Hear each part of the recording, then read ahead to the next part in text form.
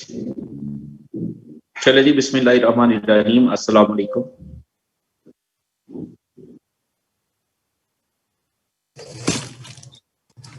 वालेकुम अस्सलाम। डॉक्टर यूनस की बुक का पेज नंबर 229 जरा निकाल लें। और आज का टॉपिक है orientation of double bond. Elimination के दौरान अगर एक से ज्यादा बीटा कार्बन हो तो फिर किस बीटा कार्बन से हाइड्रोजन छीनी जाएगी, ये हमें बता रहे हैं जी दो साइंसदान। एक का नाम है सेडजिफ, एक का नाम क्या है सेडजिफ, और एक का नाम है होफमैन। अब सेडजिफ क्या कहता है और सेडजिफ जो कहता है उसके मुताबिक कंडीशन क्या होनी चाहिए वो हमने डिस्कस करनी है। और होफमैन क्या कहता है, जाहिर है दो तरह की ही बातें हो सकती हैं, या तो उस बीटा कार्बन से हाइड्रोजन छीनी जाए जिसके पास हाइड्रोजन ज्यादा है, या फिर उस बीटा कार्बन से हाइड्रोजन छीनी जाए जिसके पास हाइड्रोजन पहले ही कम है। मसलन ये हमारे पास एक कंपाउंड है जिसका नाम है 2 ब्रोमो ब्यूटेन। इस कंपाउंड का नाम है 2 ब्रोमो ब्यूटेन। इस कंपाउंड का नाम है 2 ब्रोमो ब्यूटेन। इस कंपाउंड का नाम है 2 ब्रोमो ब्यूटेन। अब इस वक्त देखा जाए तो इसके पास दो बीटा कार्बन है, ये अल्फा कार्बन है, ये बीटा कार्बन है, और ये बीटा कार्बन है। अब ये वो बीटा कार्बन है जिसके पास हाइड्रोजन कम है, और ये वो बीटा कार्बन है जिसके पास हाइड्रोजन ज्यादा है। तो हमने एक ही बीटा कार्बन से हाइड्रोजन छीनी है एक वक्त में। मीन के प्रोडक्ट जो है कहता है अगर सोडियम इथोक्साइड के साथ हम इसका या अल्कोहलिक क्यूएच के साथ या इथोक्साइड वगैरह यूज कर लीजिए, एथानॉल सॉल्वेंट यूज किया जाए, एथानॉल सॉल्वेंट, तो क्या होगा कि यहां से Br और अगर यहां से H रिमूव होता है तो इसके और इसके दरमियान क्या आ जाएगा, डबल बॉन्ड। और अगर यहां से Br और यहां से H आता है तो इसके और इसके दरमियान क्या आ जाएगा, डबल बॉन्ड आ जाएगा। तो कहता है इस तरह से दो तरह की प्रोडक्ट बन सकती हैं। एक का नाम होगा 1 ब्यूटीन, दो तरह की प्रोडक्ट बनेगी। ये एक प्रोडक्ट तो ये बन गई CH3 CH2 और ये CH और यहां पर डबल बॉन्ड, तो ये प्रोडक्ट कौन सी बन गई, 1 ब्यूटीन। और इस 1 ब्यूटीन के बनने के चांसेस है, इस 1 ब्यूटीन के बनने के चांसेस 19% है। मतलब यहां से हाइड्रोजन रिमूव हो, और अगर यहां से हाइड्रोजन रिमूव हो तो इस तरह बनेगी 2 ब्यूटीन, और 2 ब्यूटीन के बनने के चांसेस ज्यादा है। 2 ब्यूटीन के बनने के चांसेस क्या है, ज्यादा। ये 2 ब्यूटीन है, ये क्या है 2 ब्यूटीन, और इसके चांसेस कितने हैं, 81% है। 81% इसके चांसेस हैं। अब थोड़ा सा पहले देख लेते हैं 1 ब्यूटीन और 2 ब्यूटीन में आखिर फर्क है क्या। याद रखें हम इन अल्कीन्स को इथीन के डेरिवेटिव मानते हैं, इन अल्कीन्स को इथीन के डेरिवेटिव मानते हैं। ये हमारे पास इथीन है, ये हमारे पास क्या है, इथीन, ठीक है। हम कहते हैं इसमें कोई सब्स्टिट्यूएंट नहीं है, इस इथीन में कोई सब्स्टिट्यूएंट नहीं है, मतलब उसकी जगह पर क्या है, दो दो हाइड्रोजन है। सेडजिफ ये कहता है कि highly substituted alkene is the major product.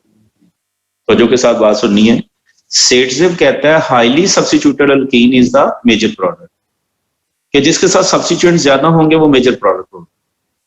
मसलन जैसे 2 ब्यूटीन में अगर हम देखें, ये मेरे पास कि इससे ही हमने स्टार्ट करना मिशन इथीन से, इसके साथ ये 2 ब्यूटीन कैसे बनेगी कि इसके साथ हम क्या जोड़ लेते हैं, एक ये CH3 जोड़ लेते हैं और एक इधर CH3 जोड़ लेते हैं, और इसके साथ हाइड्रोजन एक, और इसके साथ भी हाइड्रोजन कितनी है, एक। मतलब टोटल इसके पास अल्कीन के पास टोटल H कितने हैं, 4 है। तो 4 H की जगह पर 2 ब्यूटीन में 2 मिथाइल आ गए, यानी इसमें सब्स्टिट्यूएंट की तादाद कितनी आ गई, 2 आ गई। इसमें सब्स्टिट्यूएंट की तादाद कितनी आ गई, 2 आ गई, और 2 अभी भी हाइड्रोजन मौजूद है।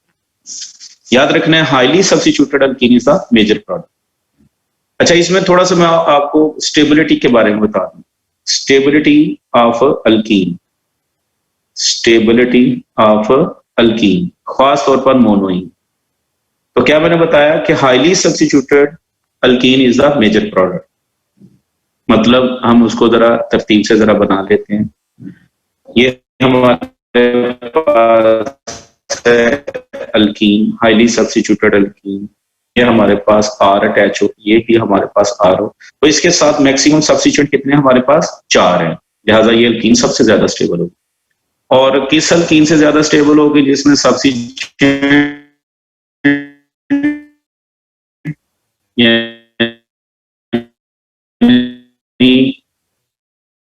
एच एच की जगह पर कोई आ जाएंगे इसमें दो, तो पता है अगर ट्रांसफॉर्म में आएंगे तो वो ज्यादा स्टेबल होंगे। खैर हमें सिस और ट्रांस में भी खैर पढ़ना है तो ठीक है, वरना जरूरत नहीं है। हम सब्स्टिट्यूएंट की तादाद के हवाले से स्टेबिलिटी बता रहे हैं। इसमें सब्स्टिट्यूएंट कितने आ गए? 2। और फिर उससे कम स्टेबल कौन सी होगी? जिसमें सब्स्टिट्यूएंट सिर्फ कितना होगा? 1 होगा। सब्स्टिट्यूएंट कितना होगा? सिर्फ 1 होगा। और सबसे कम स्टेबल कौन सी होगी? जिसमें सब्स्टिट्यूएंट कोई भी नहीं होगा। ठीक है, ये स्टेबिलिटी है हमारे पास। Highly substituted alkene is the most stable product. Highly substituted alkene is the most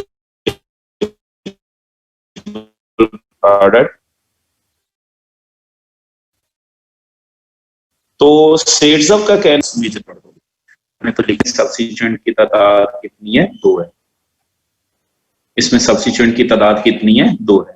2-ब्यूटीन में सब्स्टिट्यूएंट की तादाद 2 है। ये 2-ब्यूटीन और इसमें सब्स्टिट्यूएंट की तादाद 2 है। ये 2 सब्स्टिट्यूएंट, ये 2 सब्स्टिट्यूएंट, तो ये ज्यादा स्टेबल होगी एज कंपेयर टू, ये ज्यादा स्टेबल होगी एज कंपेयर टू 1-ब्यूटीन।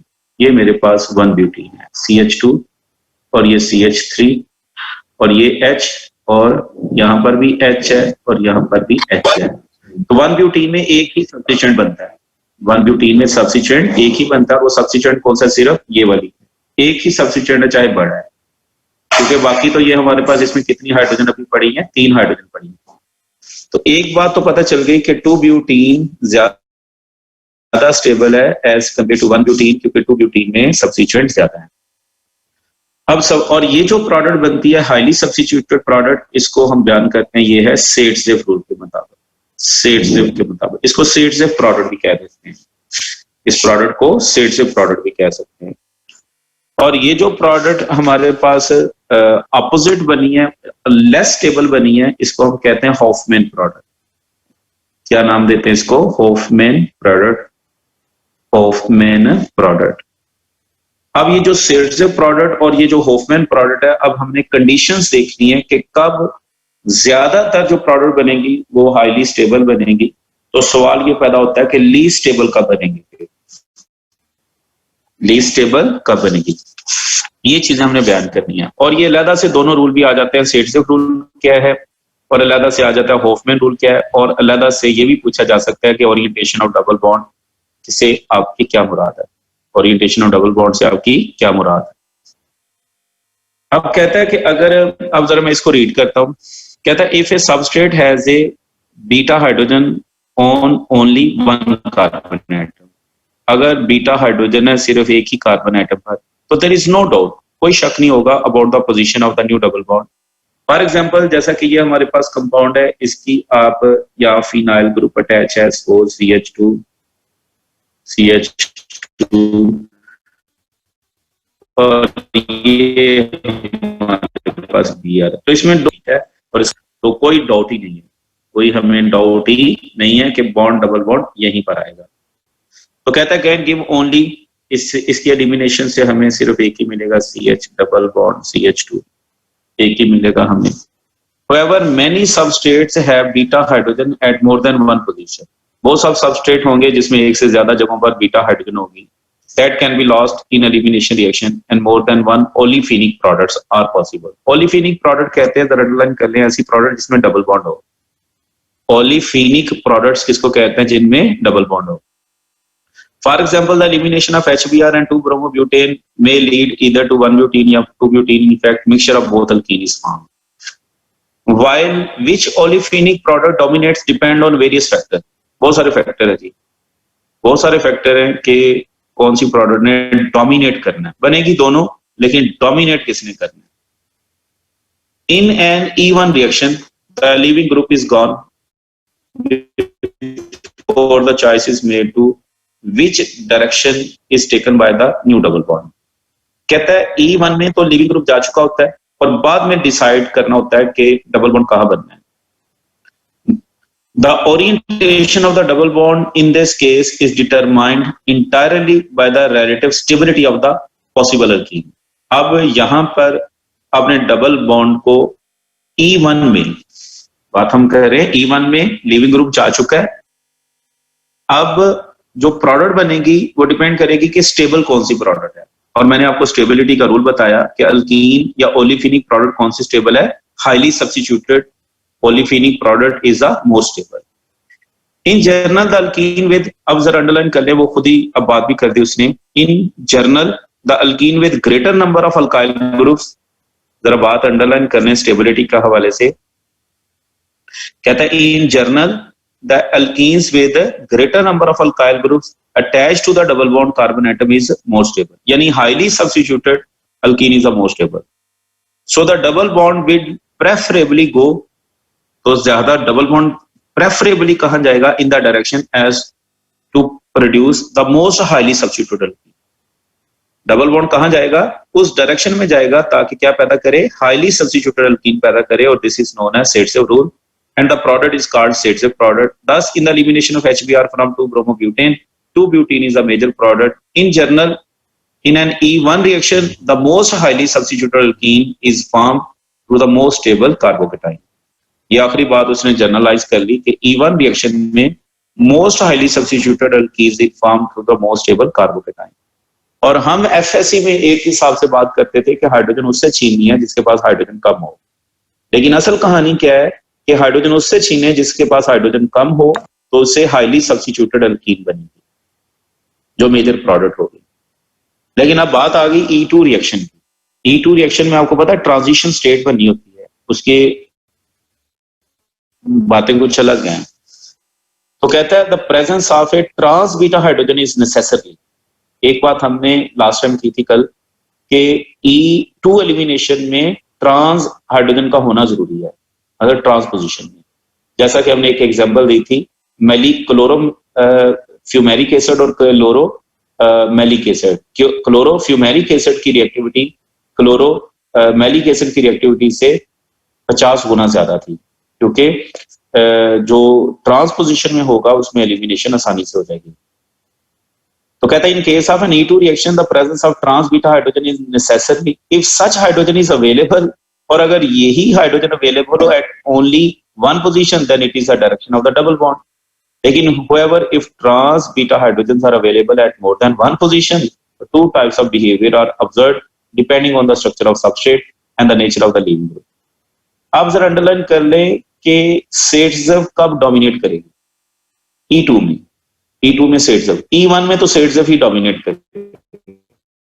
जब भी प्रोडक्ट बनेगी हाईली सब्स्टिट्यूटेड प्रोडक्ट ही बनेगी. लेकिन E2 में मसला बन गया. अब E2 में सेडसेव कब डोमिनेट करेगी, कहता है if the substrate contain an uncharged leaving group. अगर सबस्ट्रेट में जो ग्रुप है वो क्या हो, जो जाने वाला है वो अनचार्ज लिविंग ग्रुप हो, दैट इज यानी that comes off as a negative charge ion. यानी जो अनचार्ज होगा जब वो जाएगा तो एज ए नेगेटिव बन जाएगा. जैसे Br अटैच है तो पहले वो अनचार्ज है, लेकिन जब जाएगा तो Br नेगेटिव की तरफ जाएगा. तो कहता है Saytzeff rule is generally followed as in case of, तो Saytzeff rule is generally followed as in case of E1 elimination और no matter what the structure of the substrate is. however if the substrate contains a charged living group, अगर substrate में क्या मौजूद है, charged leaving group है. पहले हमने बात कही कि अगर सबस्ट्रेट में कौन सा ग्रुप है, अनचार्ज्ड लिविंग ग्रुप है. जरा कैटेगराइज कर लेते हैं, साथ साथ लिख भी लेते हैं. पहले हमने क्या बोला, अनचार्ज्ड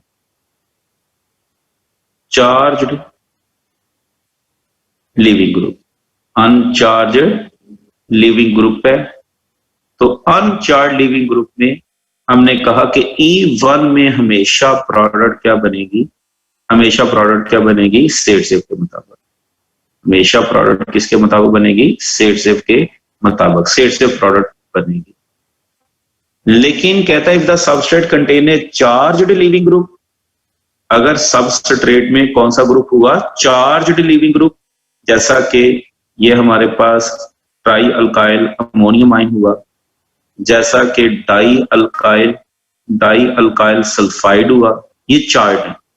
और जब ये जाएंगे तो ज़ाहिर है जब इलेक्ट्रॉन लेके जाएंगे तो ये एज ए न्यूट्रल जाएंगे, तो कहता है comes off as a neutral molecule. The double bond will go mainly toward the least highly substituted carbon.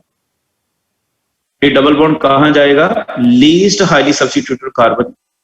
हाँ जी, क्या बात की, if the substrate contain a charge leaving group. उसकी रीजन बताते हैं कि असल रीजन क्या है कि if the substrate contain a charged leaving group, if the substrate contains A charged leaving group, तो कहता है फिर क्या होगा, डबल बॉन्ड कहां जाएगा, जहां least substitute. This is known as Hofmann rule and the product formed is called Hofmann product. जैसा कि ये हम एक लिख रहे हैं जी, हमारे पास है CH3, ये हम एग्जांपल देने लगे चार्ज्ड स्पीशीज की, और हॉफमैन प्रोडक्ट कब डोमिनेट करेगी। पहली बात हमने कर दी कि हॉफमैन प्रोडक्ट डोमिनेट कब करेगी, जब ये चार्ज्ड स्पीशी होगी। ठीक है जी, जब ये क्या होगी, चार्ज्ड स्पीशी होगी, लीविंग ग्रुप CH3। और इसी तरह से प्लस क्या बन गया हमारे पास, सोडियम इथोक्साइड, और एथेनॉल की मौजूदगी में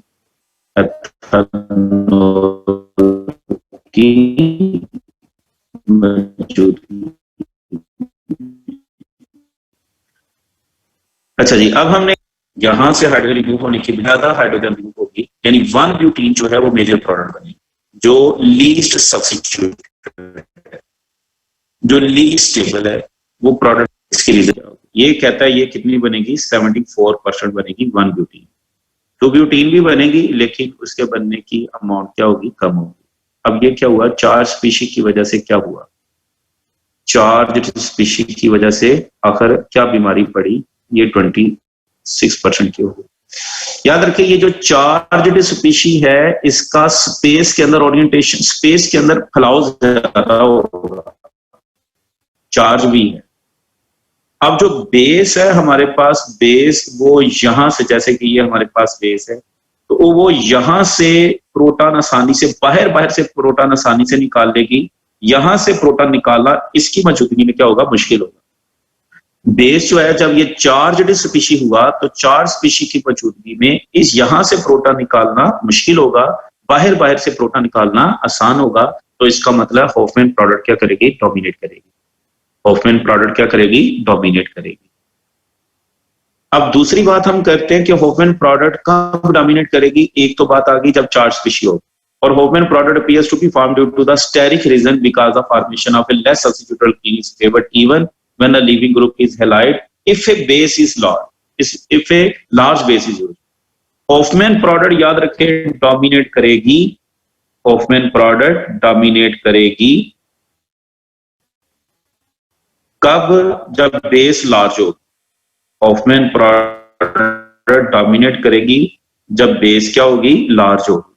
तो आप लार्ज बेस का अंदाजा इससे लगा लें कि जो इवन ये चार्ज ना भी हुआ, इवन ये चार्ज स्पीशी ना भी हुई, लेकिन अगर बेस लार्ज हुई, मतलब बेस लार्ज होगी, तो आपको बेसिजेन मान रहा है कि बेस लार्ज होगी तो बाहर से प्रोटॉन निकालना उसके लिए क्या होगा, आसान होगा। यहां से प्रोटॉन निकालना क्या होगा, मुश्किल होगा। अगर बेस लार्ज होगी, अगर बेस लार्ज होगी तो फिर प्रोडक्ट क्या क्या बनेगी। और अगर बेस स्मॉल होगी, उसमें पहला उसने प्रोडक्ट जो बनानी है वह है सोडियम इथोक्साइड। इसको ऐसे भी रिप्रेजेंट कर लेते हैं,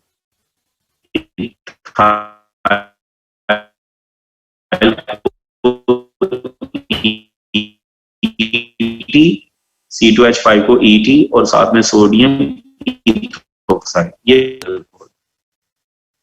ये भी एक तरीका। और इसी तरह से ये base potassium tertiary butoxide, potassium और in the presence of tertiary butyl alcohol. तो इसकी मौजूदगी में प्रोडक्ट क्या बनेगी, ज्यादा। मतलब दोनों प्रोडक्ट बनाते हैं हम CH3 और CH2। अगर छोटी बेस यूज करेंगे, अगर छोटी बेस यूज करेंगे तो फिर हमारे पास 2 पेंटीन ज्यादा बनेगी। 2 पेंटीन क्या बनेगी, ज्यादा। मतलब पहले केस में ये कितनी बन रही है, 69% जब बेस छोटी होगी। और जब बेस बड़ी होगी तो ये कितनी बनेगी, सिर्फ 27%। और इसी तरह से 1 ब्यूटीन जो है, जब बेस छोटी होगी तो 1 ब्यूटीन कम बनेगी, 1 ब्यूटीन कम बनेगी। ये 1 ब्यूटीन कितनी बनेगी, 31%। और अगर बेस बड़ी हुई तो यही कितनी बनेगी, 73%। 73। वही बात कि बड़ी बेस का बाहर से प्रोटॉन लेके जाना आसान है, अंदर से प्रोटॉन लेके जाना मुश्किल है। ठीक है जी, अगर कोई बात करना चाहती है तो कर सकती है, वरना हमारा लेक्चर आज का यहीं पर था। इतना ही था, orientation of double bond.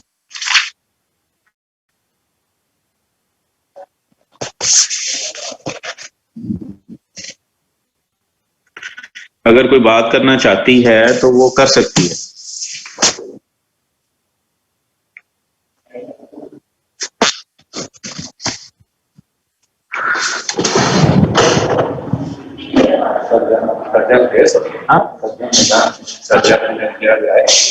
Excuse me, sir. हाँ जी बोले। मैं थोड़ा